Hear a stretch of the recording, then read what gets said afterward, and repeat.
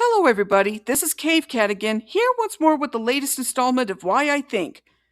Today, it's time that I talked about something relating to Hanna-Barbera, which the last time I did so was when I reviewed The Greatest Adventure Stories from the Bible for episode 56 of Cave Cat's movie and TV reviews.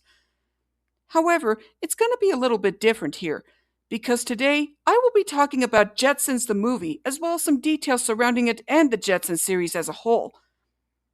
For those who don't know, The Jetsons was Hanna-Barbera's attempt at making a futuristic take on their previous series, The Flintstones, which followed a modern take on life in the Stone Age. This show is the complete opposite of that, instead having a modern take on life in the space age, or at least the 1960s interpretation of it. And of course, with that show, we ended up getting introduced to such characters as George Jetson, his wife Jane, their children Judy and Elroy, and especially their robot maid Rosie and their dog Astro, as well as George's overbearing boss Mr. Cosmo Spacely. And while the show did end up winning over a lot of people, it wasn't quite as popular as The Flintstones, being that it only aired for one season when it first premiered compared to when The Flintstones aired for 6 seasons. This was more egregious when back in the early 1970s, Hanna-Barbera wanted to make a spin-off series of the Jetsons, which would have focused on older versions of Judy and Elroy, with Elroy being in high school while Judy was now a reporter for a local newspaper. But unfortunately, CBS, the network that Hanna-Barbera proposed the idea to, vetoed it, and the space theme was instead used for the animated Partridge Family spin-off Partridge Family 2200 AD. But despite this, popularity for the Jetsons began to surface in the 80s after Astro ended up being used as the main star of a series of segments on Space Stars, which prompted Hanna-Barbera to revive the show and air it in syndication, even bringing back the original voice cast from the original series. Although this came with a few drawbacks.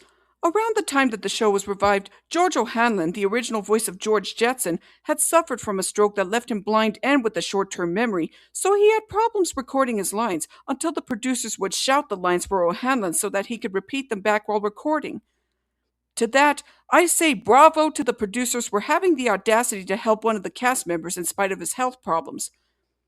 In fact, it was thanks to Hanna-Barbera reviving the Jetsons that they actually made 2 TV films as part of the Hanna-Barbera Superstars 10 series of TV films, which were The Jetsons Meet the Flintstones, which, as the name implies, had the Jetsons meeting with the Flintstones after traveling back in time to the Stone Age, and Rockin' with Judy Jetson, where Judy, with the help of the rest of her family and musician Sky Rocker, had to save all music from an evil villain who wanted to get rid of music for good. Also, regarding the latter, this particular TV film was one of Daws Butler's final voice acting roles, alongside The Good, the Bad, and Huckleberry Hound, and Yogi and the Invasion of the Space Bears, since he ended up dying after he had finished recording his lines for all 3 films.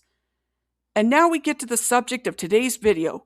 A film version of The Jetsons had started development back in 1985, when Paramount was originally going to make a live-action film based on The Jetsons, which would have preceded the live-action film version of Hanna-Barbera's own The Flintstones by 9 years.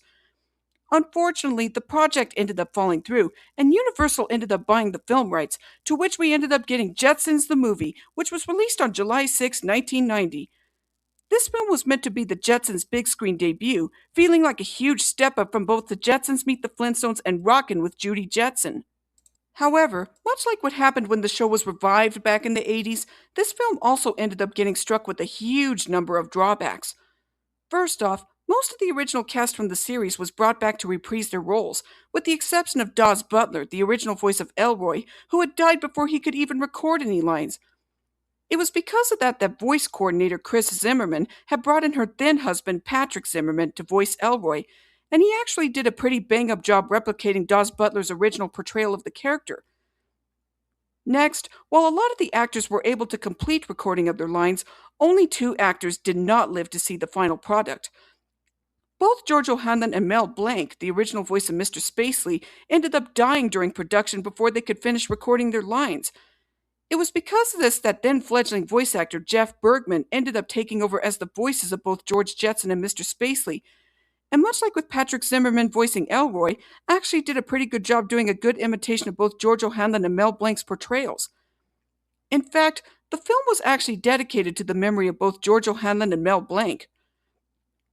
However, we now get to the big one in regards to another actor from the original series. Janet Waldo, the original voice of Judy Jetson, originally recorded her lines for the film, But halfway through production, she ended up getting replaced by singer Tiffany, thanks to the studio executives who thought that Tiffany's performance as the character might result in a stronger box office performance. And when the rest of the cast members, as well as the crew, found out about this change, they were absolutely livid, to the point that voice director Andrea Romano requested to have her name removed from the finished film, but didn't. In a way, it's a little bit similar to what happened later on with Don Bluth's The Pebble and the Penguin, where Don Bluth himself was so disappointed by how the film turned out that he requested to have his name removed from the film, save for having Don Bluth Unlimited Productions appear in the opening credits of the film. So now the question is, did Tiffany's performance as Judy Jetson guarantee that Jetsons the movie was a box office success? No, it didn't. It ended up bombing at the box office. But replacing Janet Waldo with Tiffany as Judy Jetson wasn't the only factor that led to this, no. It was the fact that Universal had spent $12 million on marketing, overhyping it as the greatest thing ever created by Hanna-Barbera, but it still wasn't enough to bring in a lot of money, even after it was promoted by the Fantastic World of Hanna-Barbera ride that used to reside at Universal Studios. Sure, there were several advertising tie-ins to the film, such as kids' meals at Wendy's, but other than that, the film still wasn't able to make its mark, ending up placing behind such films as Die Hard 2, Days of Thunder, and Dick Tracy. It's such a shame that movie companies can sometimes get a bit too pretentious when marketing their films, thinking that there's no way that the film they're promoting is going to fail big time, only to end up doing so despite what they believed. And it's also a shame that Jetsons the movie ended up falling into that trap as well.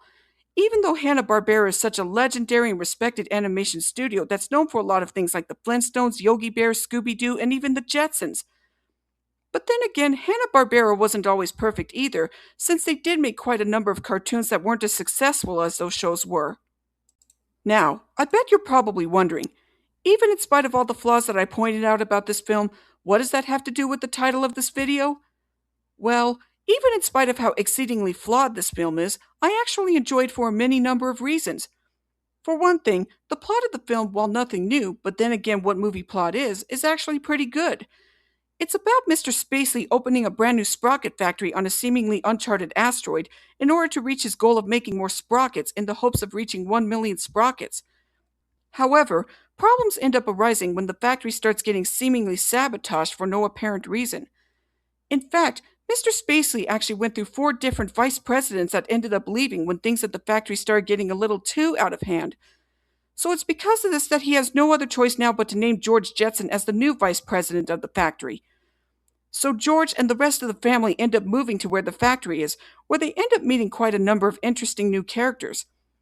And as for the new characters, we get Rudy too, the head engineer of the factory, who makes it his job to show George the ropes of the factory, as well as his wife Lucy too and their son Teddy too, who Elroy befriends after being at odds with him at first. There's also Apollo Blue, a teenage blue-skinned boy who Judy ends up meeting after missing out on the chance to go out on a date with the teen pop star sensation Cosmic Cosmo. The Furbelows, most notably Fergie, who's basically just there to be cute and do nothing but get into trouble. And now we get on to the characters that ended up leaving a big impression on a lot of people when they first saw the film, which would be the Grungies, a race of small furry teddy bear-like creatures who are revealed to be living in the very same asteroid that Mr. Spacely decided to build his new sprocket factory. In fact, it turns out that they were the ones sabotaging the factory because making sprockets involves using a drill to tunnel down into the asteroid's core to get the ores necessary to make the sprockets. But unfortunately, this also has the setback of destroying the asteroid that the Grungies call home, which was the reason why they kept sabotaging the factory no matter what the previous vice presidents did to try and fix things. Yep, that's right. This film is actually one of several animated products of the early 1990s to go for the whole environmentalism angle. I admit that the environmental message of the film is a little bit heavy-handed, and while it is important to be more respectful and mindful of the environment around us, the way that they handled the message of the film may come across as being a bit too anvilicious, as TV Tropes calls it, especially when Mr. Spacey refuses to shut off the factory, despite the fact that it's causing a lot of damage to the Grungies, until George is able to shut off the factory by different means. I mean, we've seen Mr. Spacey do a lot of underhanded tricks and tactics just to try and make a quick buck, but a lot of people feel that Mr. Spacey was just at his absolute worst in this film, which I don't blame them for thinking that about him. Another thing that I've heard people point out is that this film actually borrows very heavily from that of the classic Star Trek episode The Devil in the Dark, which also featured an outer space mining operation getting jeopardized due to an alien creature attacking the miners for seemingly no reason, eventually revealed to be due to a misunderstanding on both ends. Also, like that episode, the film ends with Mr. Spacely and the Grungies coming to an agreement that will not only allow Mr. Spacely's sprocket factory to remain open and finally reach 1 million sprockets, but will also allow the Grungies to keep their home from being disturbed any further. I won't reveal what that method is if any of you haven't seen the movie, so you'll just have to watch it for yourselves.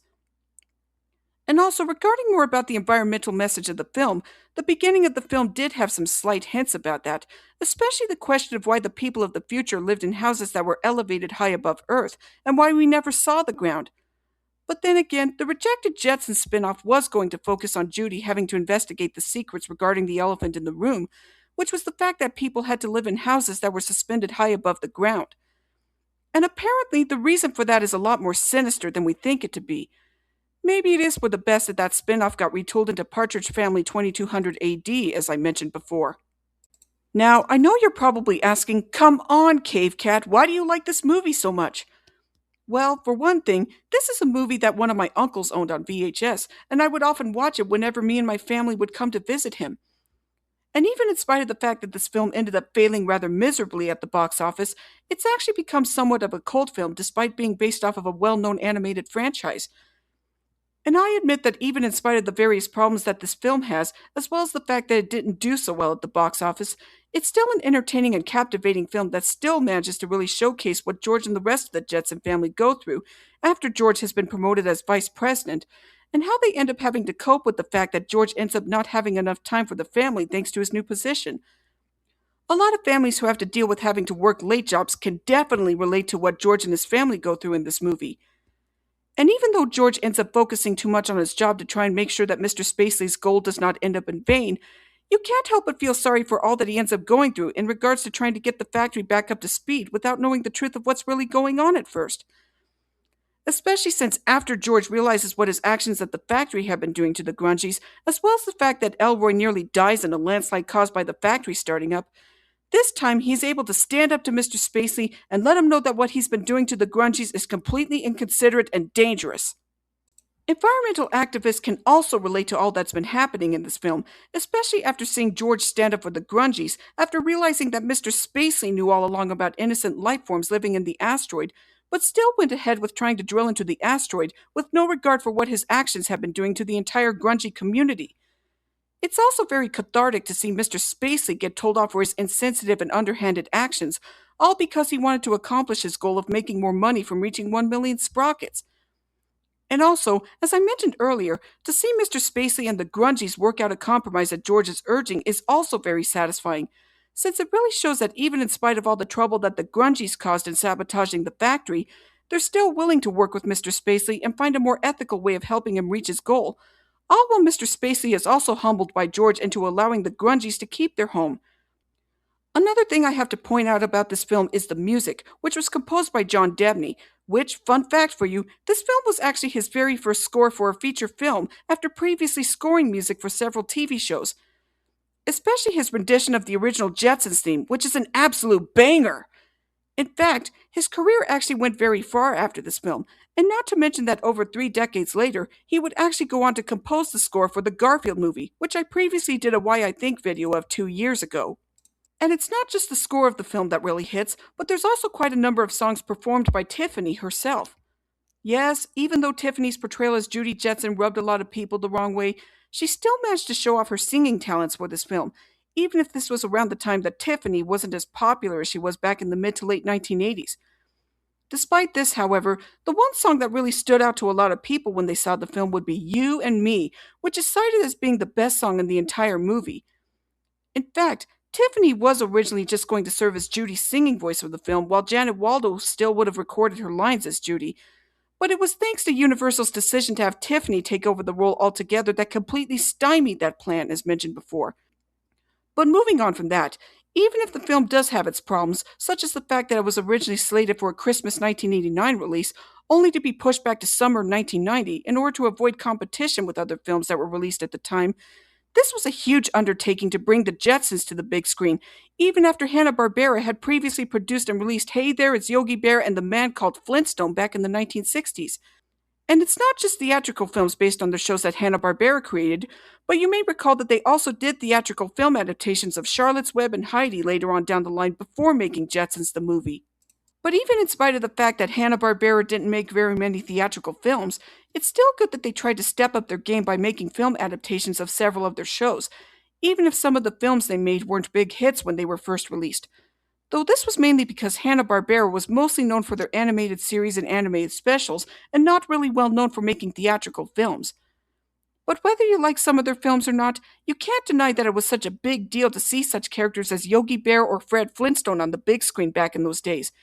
And with this film, to see George Jetson and his family on the big screen was also quite a big deal as well. And even in spite of Paramount's ill-fated attempt to try and make a live-action film adaptation of the Jetsons, there have been several attempts to try and make a live-action Jetsons film, most recently since October of 2025, with some speculation that Jim Carrey might play George Jetson. However, considering how old Jim Carrey is in this day and age, it seems like he might be too old to actually play George Jetson, never mind the fact that he's been committed to playing Robotnik in the live-action Sonic the Hedgehog films as of late. Whether or not a live-action Jetsons film will ever come to fruition remains to be seen, but until that does happen, all we can do now is hope and pray that the filmmakers will actually take a step in the right direction with this one. And there you have it. Those are the reasons why I think Jetsons the movie is an underrated masterpiece. Like I keep saying before, be sure to like and subscribe to my YouTube channel and hit the notification bell for more videos from yours truly. Until next time, see you in the future.